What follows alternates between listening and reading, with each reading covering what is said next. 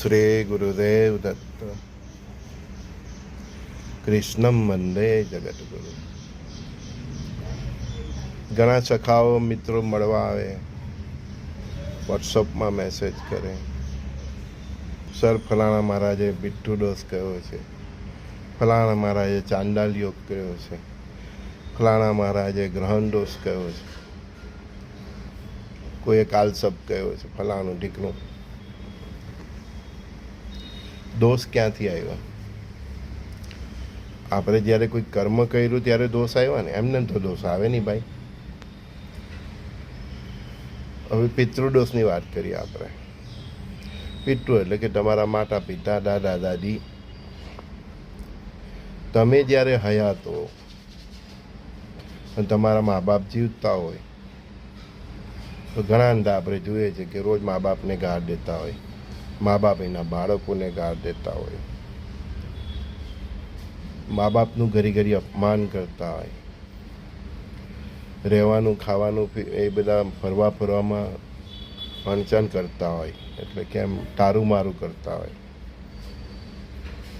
એકલા એકલા જ ફરવા નીકળી જાય, મા બાપને કશે લઈ નહીં જાય, ખાવાનું માંગે કે કંઈ પણ માંગે તો તેમાં નખરાવ કરો, કંઈ તમને તો આ ઉંમરે આ છે ને તે છે. મા બાપની જે બેઝિક જરૂરિયાત છે એ પણ આપણે પૂરી નહીં કરીએ, એમાં પણ બધા ડખા કરીએ. ઘણા તો માતા પિતાને મારે છે, પોતાની માને મારે છે, પોતાના બાપને મારે છે, જે તે સમયે ગાળ દે છે, જમવાનું આપે ત્યારે નખરા કરે છે. તો આ બધી જે પણ ક્રિયાઓ તમે જે તે સમયે કરો છો ને ભાઈ, તે સમયે એમના નિશાસાથી, એમના હૃદયને દુઃખ થવાથી, એમનું અપમાન થવાથી, તે સમયે જે ક્રિયામન, જે કર્મ તમારી તે સમયની જે કુંડલીમાં એડ થઈ ગયું અને જે કર્મ બંધાઈ ગયું તે જ પિતૃદોષ. જીવતા જે તમે મા બાપની સાથે જે કંઈ પણ દુર્વ્યવહાર કર્યો અને જે સમયે એમની આત્માને દુઃખ થયું, બરાબર છે, અને જે એમના અંતઃકરણમાંથી આ નીકળી, તો એના કારણે જે તમારા સોફ્ટવેરમાં એડ થયું તે પિતૃદોષ. તે તમારી હયાત જિંદગીમાં જ એડ થઈ જાય, બરાબર. પછી તમારા મા બાપ ગુજરી જાય, તમે એની બધી ક્રિયાક્રમ વિધિ કરીને બધું પૂરું કરી દો. 1 વર્ષે તો એમનો જે માર્ગ છે તે 1 વર્ષનો છે, બરાબર. એને આપણે વર્ષી કહીએ. એક વર્ષ જ્યારે એ વ્યક્તિ દેહ છોડી રહી છે, જ્યારે વર્ષ સુધીમાં એનો ભગવાનના દરબારમાં જે કંઈ પણ હિસાબ કિતાબને પછી જન્મ થાય છે, ત્યારે તો એને સમજ પડી જ જાય કે આ બધી માયા હતી, હું તો એક આત્મા હતો. તમારી સાથેનું ઋણાનું બંધન પણ એને બધું સમજાઈ જાય છે. તે પછી એની પાસે સમય જ નથી કે તમને નિશાસા નાખે કે તમને દુસા, એને તમારી સાથે કંઈ લેવા દેવા જ નથી, એને સમજાઈ જ જાય છે. અને એની એટલે એને એ તો બીજો જન્મ લઈ લે છે. હા, વર્ષ પછી એને બીજો જન્મ મળી જ જાય છે. એની પાસે દેહ છોડી દીધા પછી અને પોતે એક આત્મા છે એ બોધ થઈ ગયા પછી ગરુડ પુરાણમાં કહીશ કે એની જે યાત્રા છે 1 વર્ષની છે ચિત્રકૂટ સુધી પહોંચવાની. તો એ 1 વર્ષની જે યાત્રા છે એમાં એને સમજાઈ જ જાય છે કે એને એના કરેલા કર્મો પણ સમજાઈ જાય છે, તમારી હાથેનું ઋણાનું બંધન પણ સમજાઈ જાય છે, અને એ તો આગળનો માર્ગ એનો પ્રશિષ્ટ કરી લે છે. એને સમજાઈ જાય કે તમારી હાથે એને કંઈ લેવા દેવાની હતી. જેને હું પુત્ર સમજતો હતો, પત્ની સમજતો હતો, જેને મારો પરિવાર સમજતો હતો, આ તો બધું એક ઋણાનું બંધ હતું. એ મેં પૂરું કર્યું ને કેવી રીતે કર્યું એ એના હિસાબમાંથી જ નવરો નથી પડતો કે તમને નિશાસા આપે કે દુસાસ કે શું કે પિતૃ જે દોષ આપે. કોઈ પિતૃને એવો સમય જ નથી, કારણ કે એનું જે જીવન છે, એનો જે હિસાબ છે ને એ પ્રમાણે આગળનું જે એનું જીવન નક્કી થાય છે. એ તો નવો જન્મ લઈ લે છે અને એને સમજાઈ જાય છે ત્યારે બધું જ કે આ બધું જે હતું તે બધું મારું ઋણાનું બંધન હતું. મારે મારા પત્ની, પુત્ર, કોઈની હાથે કંઈ લેવા દેવા જ નહીં હતી. અને ત્યાં જે દરબાર ભરાય એમાં બધું એને ખ્યાલ આવી જાય છે અને એ પ્રમાણે આગળની એને તે સમયે એની પાસે એ તમને ત્યાં જઈને પછી શું પિતૃદોષ દેવાનો, જ્યારે એમ બધી સમજણ જ પડી ગઈ કે આ બધું એક મિથ્યા હતું, આ એક બધું ઋણાનું બંધન હતું ને આ બધી માયા હતી. અને તમે જે તે સમયે એની હયાતીમાં જે એનું અપમાન કર્યું, જે કંઈ પણ કર્યું, જે એને દુઃખ આપ્યું, જે એની સારી રીતે સારવાર નહીં કરી બીમારીમાં, જે કંઈ પણ તમે હરદૂત કર્યું, એ તો કર્મ એની હયાતીમાં જ એને જ્યારે નિશાસન નાખ્યા ત્યારે કે જે કંઈ પણ તમે એને કહ્યું ત્યારે પરમાત્માએ જે નોંધ કરી લીધી તે કરી લીધી. કહેવાનો મતલબ મૃત્યુ પછી એ આત્માની પાસે એવો કોઈ સમય જ નથી અને એટલું એને જ્ઞાન થઈ જ જાય છે કે તમારી સાથે મારે કંઈ લેવા દેવા જ નહીં, એટલે તમને શું દોષ આપવાનો. પિતૃ ગયા પછી કોઈને કોઈ દોષ આપતા નથી. તો પિતૃદોષ ક્યારે લાગ્યો? એમની હયાતીમાં તમે જે એની સાથે દુષ્વ્યવહાર કર્યો, જેનું અપમાન કર્યું, જે એને તમે દુઃખ દર્દ આપ્યું, એને ગાળો આપી, મારપીટ કરી, જે કંઈ પણ કર્યું, તે સમયે જે ક્રિયામન તમારા ચોપડામાં લખાઈ ગયું તે પિતૃદોષ. હવે એ તો કર્મ તરીકે લખાઈ ગયું ને ભાઈ. એ કર્મનું ફળ તો તમારે ભોગવવું જ પડે. હવે એ પિતૃદોષની તમે વિધિ કરી લો તો પછી થોડું કે એને તો કંઈ લેવા જ નથી. તમે ઘણાના કોઈ મરી ગયા પછી તમે 4 વર્ષે 5 વર્ષ કે 7 વર્ષે કોઈ પિતૃની તમે વિધિ કરો તે વખતે તો એ પિતૃ કોઈના મોલ્લામાં ગિલ્લી દંડા રમતો હોય કે લખોટી રમતો હોય, સ્કૂલે જતો હોય, એને કાં આગલા જન્મનું યાદ છે કે તમને યાદ કરીને એ તમને બધું આપે? હા, એને તો બધું ઉપરથી નીકળો ત્યારે બધું એનું ચોપડા ક્લિયર કરીને જ નીકળ્યો, નવા ચોપડા પ્રમાણે જીવવાનું છે. તમે કહું અત્યારે કોઈ ગયા જન્મના કોઈ આપણા હગાને યાદ કરીને દોષ આપીએ, ગાર આપીએ, આખું પિક્ચર જ બંધ છે ને, બ્લેન્ક છે આખું. તો આપણે કાં અત્યારે એને જ્યારે આપણો નવો જન્મ થાય છે ત્યાં બધો ઇન્સાફ થાય છે ત્યારે જ આપણે સમજી જઈએ છીએ કે આ બધું તો સાલું એક માયા હતી અને આ બધું ઋણાનું બંધન હતું ને એને આગળનો જન્મ પરમાત્મા એના કર્મો એના એ પ્રમાણે એને આપી દે છે. પણ જે પિતૃદોષ લાગ્યો તે હું તમને સમજાવું છું કે એની હયાતીમાં તમે જે કંઈ પણ એની સાથે સારું ખરાબ કર્યું, જે કંઈ પણ કર્યું તે તમને તમારા કર્મમાં, તમારી કુંડલીમાં, તમારા સોફ્ટવેરમાં તે સમયે જે એડ થઈ ગયું એનું કોઈ મારણ નથી, એનું કોઈ કિરાણ નથી. કે કર્મનું તો ફળ તમારે ભોગવવું જ પડે. ભાઈ તમે પિતૃદોષની વિધિ કરો, નારાયણ બલિ કરો, ફળા કરો, ઢીકણું કરો, કોઈ મતલબ નથી. હા, જે તમારા વડીલોનું અકસ્માત એવું મૌન થયું હોય, સડનલી ડેથ થયું એક્સિડન્ટથી કે આ તે તો લાક્ષાગ્રહ જેવું કોઈ આગ લાગી, તો એ રીતે જેનું મોત થયું હોય તો એમના મૃત્યુ પછી તરત જ એની જે વિધિઓ જ્ઞાની બ્રાહ્મણો છે એની પાસે કરાવી લેવી જોઈએ. તે સમયે જ કરાવી લેવી જોઈએ એમ. તો તે નહીં કરાવે ને એને કારણે કોઈ દોષ આવે વારસાગત, તો એ વસ્તુ અલગ છે. કારણ કે વ્યક્તિનું સડન ડેથ થયું હોય, એક્સિડન્ટલી ડેથ થયું હોય, રોડ અકસ્માતમાં ડેથ થયું હોય, કોઈ કારખાનામાં કે ઓફિસમાં કે ઘરમાં કોઈ એવી ઘટના ઘટીને કોઈ થયું હોય, તો એ અચાનક થયું હોય ત્યારે એનું જે કંઈ કોઈ વિદ્વાન બ્રાહ્મણો પાસે, સંતો પાસે કે અવધૂતો પાસે એનું વિધિ વિધાન જાણીને એ કર્મ તમારે ત્યારે જ કરી લેવાનું ને એ નથી કરતા તો તે વસ્તુ આવે. બાકી જે ખરેખર પિતૃદોષ છે તે આ છે કે તમે તમારી હયાતીમાં તમારા મા બાપને જે દુઃખ આપો છો, જે એની આંતરડી કકળાવો છો, જે રૂપિયા માટે તરસાવો છો, જે એને ખાવા પીવા માટે તરસાવો, જે એને હરવા ફરવા માટે તરસાવો, તમે તમારી બૈરીને તમારા પોયરાનું જ વિચારો છો ને એનું નથી વિચારતા, એને જ પિતૃદોષ તે સમય જ લાગી જાય છે. બાકી એ આત્મા તમારા મા બાપ જીવ દેહ છોડીને જાય અને ઉપર એનો વર્ષ પછી બધું ચિત્રકૂટ પાસે પહોંચે. ગરુડ પુરાણ સાંભળજો એકવાર. કોઈ પણ તમારા ઘરમાં કોઈનું મૈયત થાય તો ગીતાની ગરુડ પુરાણ સંભળાવો. ગરુડ પુરાણમાં તમે સાંભળો માણસની ગતિ જ 1 વર્ષે થાય, જેટલું મને યાદ છે. મારા પિતાનું અવસાન થયું હતું ત્યારે અમે ગરુડ પુરાણ જ સંભળાવ્યું. ગીતાની ગરુડ પુરાણ સંભળાવો, તમને ખબર પડે કે તમારા હયાતીના જે કર્મો છે એનું કેવું કેવું ફળ છે અને એ માર્ગમાં રસ્તામાં તમારે કેવી રીતે એને ભોગવતા જવું પડે. હું તમને એ જ કહેવું છું ને, એ જીવને એના જ કર્મોનો હિસાબ આપતા જ નાકે દમ આવી જાય છે, વરસ થઈ જાય છે જેટલું મને ખ્યાલ છે. એટલે આપણામાં વરસી કરવાની, મૃત્યુ પછી વરસી કહીએ. આજના બ્રાહ્મણો તો મહિનામાં વરસી કરાવી દે, 15માં કે ભાઈ તમારા લગ્ન છે એટલે મહિના પછી કલાકો, 2 મહિના પછી કલાક. અરે ભાઈ એનો માર્ગ જ 1 વર્ષનો છે, હજુ એ પહોંચ્યો નથી તે પહેલાં તમે એની વરસી કરી નાખો અને પછી એવા બાળકોના લગ્ન કરાવો છો નવા ઘર લેવો છો, નવા ઘરમાં શિફ્ટ થાવ છો, કંઈ પણ જે તમે કર્યો છો તો એ પછી તમારે તમારા ગુરુદેવ કહેતા પિતાની ચિતાની આગ માતાની યાગને શાંત થતાં 1 વર્ષ લાગે. એટલે 1 વર્ષ સુધી આવા કોઈ શુભ કાર્ય નહીં કરવા જોઈએ.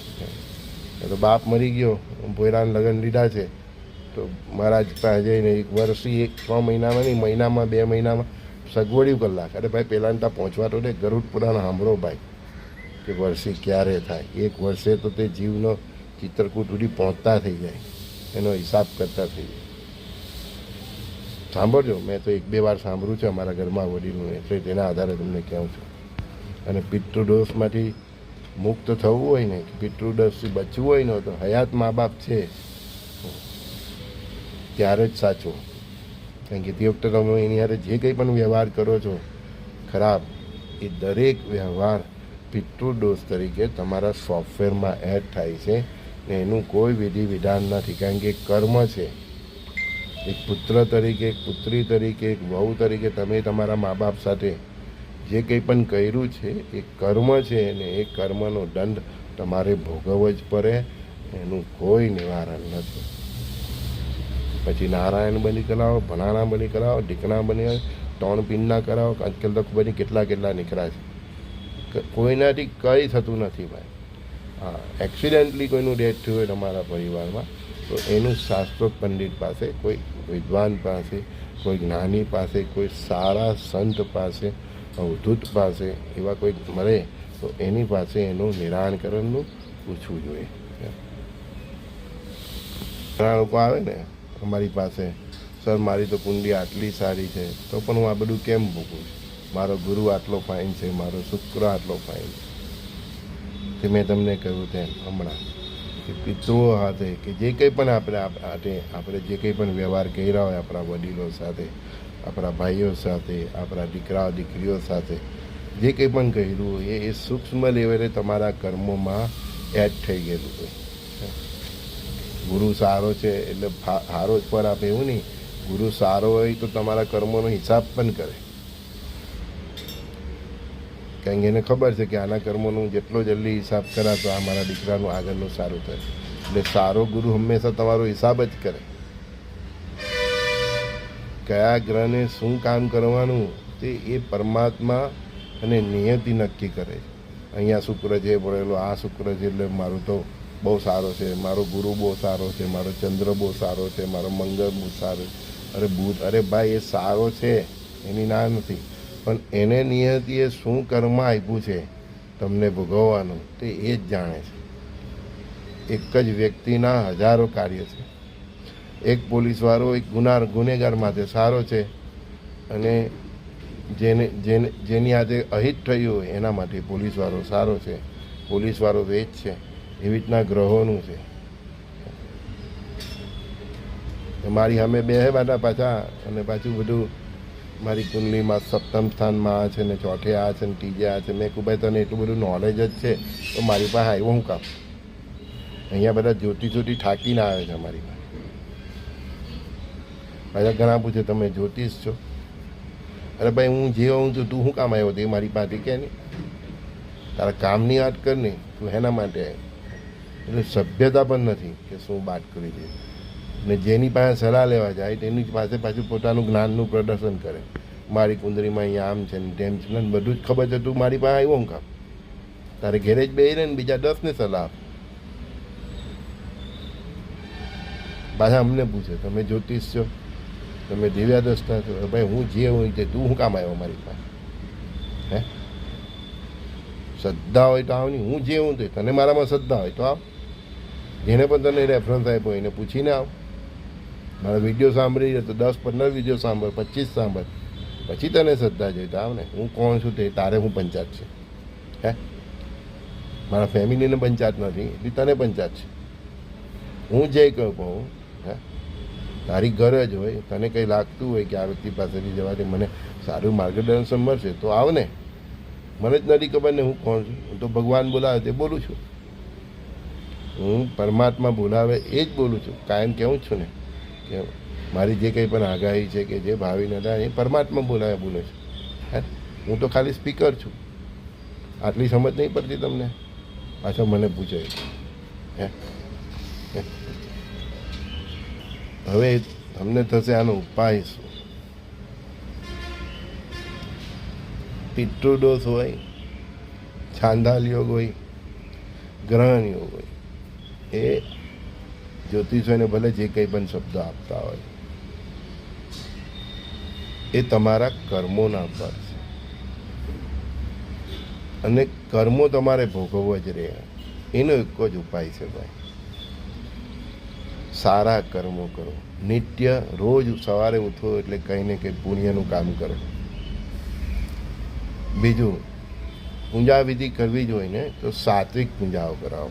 જેમ છે ગણેશ યાગ છે, ગજાનન યાગ છે, દત્ત યાગ છે, વિષ્ણુ યાગ છે, રુદ્ર છે, બરાબર? આવા સાત્વિક કર્મો કરો. એવા સાત્વિક કર્મો કરવાથી શું થાય છે, કોઈ પણ હવન જો તમને ફળી ગયો, હવન કરો તો શ્રદ્ધાથી કરો, પછી એમાં જોવું નહીં કે કેટલા રૂપિયા થાય છે. એક સારા બ્રાહ્મણને પકડો કે જેને પૈસાનો મોહ નહીં, એવા પાસે આ બધા હવન કરાવવા જોઈએ. જીવનમાં આ બધા તો કરાવવા જ જોઈએ. મારી પણ એક ઈચ્છા છે, એક મહારુદ્ર કરાવવાની. 10 લાખ રૂપિયાનો ખર્ચો છે, પણ એ 10 લાખનો ખર્ચો એટલે આપણું બધું જ સાફ કરી દે, શ્રદ્ધાથી કરે. એટલે એવા ઘણા યજ્ઞ છે, ઓછા ખર્ચાના પણ છે. ગણેશ યાગ કરાવો, વિષ્ણુ યાગ કરાવો, નાનામાં નાના પણ કોઈ પણ હવન કરો. ઘણા ગાયત્રીનો હવન કરે, કોઈ નવદુર્ગાનો કરે, કોઈ ચંડી પાઠનું કરે. તો એ બધી સાત્વિક પૂજા કરો. આ નારાયણ બલીને, ફલાણા બલીને, ઢીકણા બલી, એ બલીઓમાં નહીં જાઓ ભાઈ. શુદ્ધ અને સાત્વિક હવનો કરાવો. આપણા ઋષિ મુનિઓને એ બધા શુદ્ધ સાત્વિક હવનો કરતા. હું પણ ડેઈલી નિત્ય કરું છું, નૃત્ય. તમારા જે લગ્નમાં જેટલો કે પ્રસાટકમાં જેટલો હવન થાય ને એટલો હવન હું નિત્ય કરું છું. પણ તે કેવું છે, શુદ્ધ સાત્વિક હવન છે. કોઈ પણ ફળની અપેક્ષા રાખ્યા વગરનો હવન છે. તો એવું નિત્ય હવન કરો. શક્ય હોય તો વર્ષે 6 માસે કરો.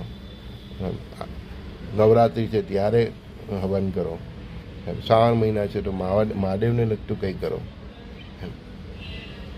કૃષ્ણ ભગવાનને લગતું કોઈ હવન કરો. તો આવા બધા જે પોઝિટિવ વેવ્સ છે એ બાજુ જાઓ અને એ ભગવાનના આશીર્વાદ થરી જાય ને ભાઈ.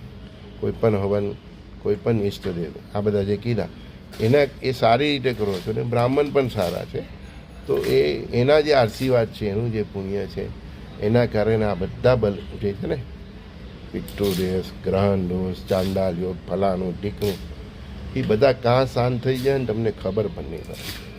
કારણ કે એ દેવના આશીર્વાદ સિવાય ભાઈ શક્ય જ નથી. પિતૃને તો ત્યારે તમે એને ગાળ દીધી કે માર્યું કે અઠોડો માર્યો, છીની મારી, જે કર્યું તમે તાટ્યો ભાઈ કર્યું, ત્યારે જે દોષ તમારા કર્મમાં લખાઈ ગયો. એ પિતૃ તો દેહ છોડી દીધો, ચાલ્યો ગયો, બરાબર? એ તો બીજે રમતો થઈ ગયો, કોઈ બાળક સ્વરૂપે, કોઈ કોલેજમાં જતો થઈ ગયો, લગ્નો થઈ ગયા. એને તો ખબરો નહીં હોય કે તું કોણ હતો. યાદ આપણને ગયા જન્મનું ક્યાં યાદ છે? તો કરાવો તો હવા હવન કરાવો. એની પાછળ હું પડી રહ્યો? તમે તો એની પટ્ટા ઠોકી, હવે ગયો તો ગયો, પાછો એની પાછળ પડી રહ્યો. તમારા ને મારામાં અત્યારે આપણે જેટલા તમે આ વિડીયો, એ કોઈને કોઈના ગતજનોના પિતૃ તો હોય જ. તમને કોઈ નહીં, તમે કોઈને ગાઢ દીધી અત્યાર સુધી? કોઈને નિશાત આવ્યા? તમને ખબર જ નથી આગલા જન્મનું.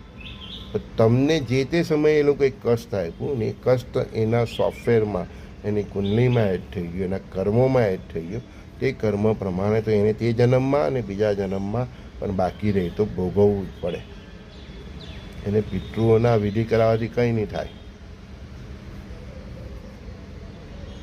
એ તો કાં ગિલ્લી દંડા રમતા થઈ ગયો, કાં સ્કૂલે જતો થઈ ગયો, કોલેજ જતો થઈ ગયો. તમારું તો એને યાદ પણ નહીં. આપણને કોઈને યાદ છે ગયા જન્મનું? તો શું કરવું જોઈએ? તો મેં તમને કીધું તેમ આવા સાત્વિક હવનો કરવા જોઈએ.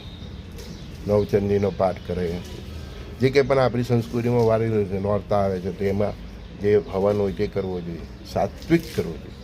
તમારી ગુરુદેવીને લગતો હવન કરવો જોઈએ. એમ તમારા ઈષ્ટદેવ રામકૃષ્ણ, શંકર, હનુમાન, એને લગતા હવન કરવા જોઈએ.